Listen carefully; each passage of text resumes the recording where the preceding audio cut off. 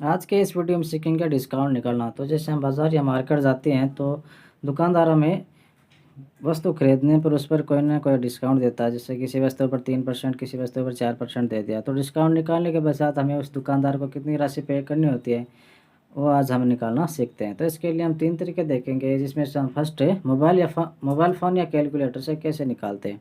तो इसके लिए हम एक उदाहरण लेते हैं। जैसे हमने एक दुकानदार से एक मोबाइल फ़ोन खरीदा जिसकी कीमत है 7%। तो 7% डिस्काउंट करने के पश्चात हमें उस दुकानदार को कितनी राशि पे करनी है। तो इसके लिए हम मोबाइल फ़ोन के कैलकुलेटर से निकालना सीखेंगे। तो इसके लिए हमारा मोबाइल फ़ोन का कैलकुलेटर ऑन कर लिया है और इसमें हम एंटर करते हैं मोबाइल फ़ोन की कीमत। तो मोबाइल फ़ोन की कीमत कितनी है, 14,000 रुपये। और इसमें से 7% डिस्काउंट निकालना, मतलब 7% लेस करना है। तो इसके लिए हम करेंगे -7 और डिस्काउंट किस में, प्रतिशत में। तो इसके लिए हम लगाएंगे प्रतिशत का निशान और करते हैं इक्वल। तो हमें 13,020 रुपये प्राप्त होते हैं, जो हमें उस दुकानदार को पे करना होता है। तो सिंपल सा तरीका है। कोई वस्तु की कीमत कितनी है वो हम सबसे पहले एंटर करेंगे और उस पर डिस्काउंट कितना दे रहा है वो हम माइनस करेंगे और इक्वल करते हैं। तो हमें वो राशि प्राप्त हो जाती है जो हमें उस दुकानदार को पे करनी होती है।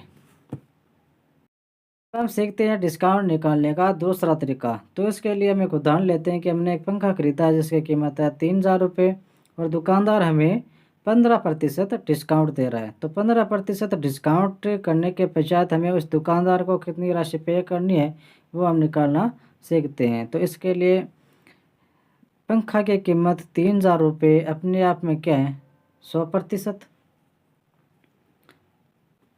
100% और डिस्काउंट कितना दे रहा है हमें, 15%। मतलब 3,000 का 15%, मतलब 100% में से 15% हमें उस दुकानदार को नहीं देना है। तो 100% से 15% घटा लेते हैं, कितने उसके 85%। मतलब 3,000 का 85% ही हमें उस दुकानदार को पे करना है। तो 3,000 का 85% निकाल लेते हैं। 3,000 का 85%,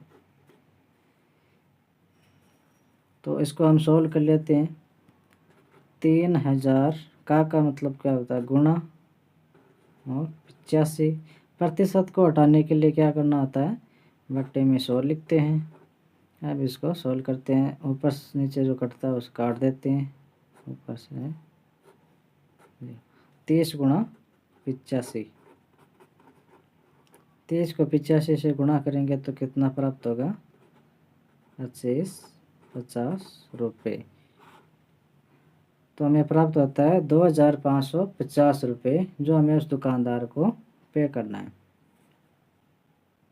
अब हम सीखते हैं डिस्काउंट निकालने का तीसरा तरीका। तो इसके लिए हमें एक उदाहरण लेते हैं कि हमने एक जीन्स खरीदी है जिसकी कीमत है 1,500 रुपये और डिस्काउंट दे रहा है हमें 15%। तो 15% डिस्काउंट निकालने के पश्चात हमें कितनी राशि प्राप्त होती है वो निकालना सीखते हैं।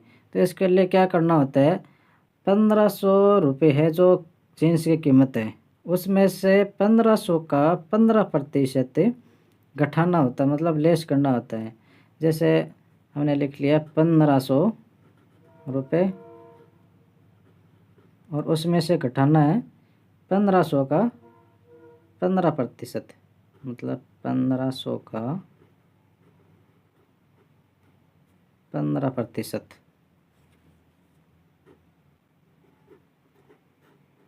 इसको हम सोल्व कर लेते हैं। तो 1,500 माइनस का मतलब गुणा और 15% को हटाने के लिए क्या करना होता है, बट्टे में 100। अब इसको सोल्व करते हैं तो ऊपर नीचे जो कटता है वो काट लेते हैं और 1,500 माइनस 15 इंटू 15, तो 15 इंटू 15 कितना होता है, 225। तो 1500 में से 225 को घटाते हैं तो हमें कितना प्राप्त होता है। 10 में से 5 घटाएंगे, 5 बच गया। 9 में से 2 घटाएंगे, 7 बच गया। 4 में से 2 घटाएं 2, और 1 में से 0, यानी 1275 रुपये आते हैं जो हमें उस दुकानदार को पे करना है।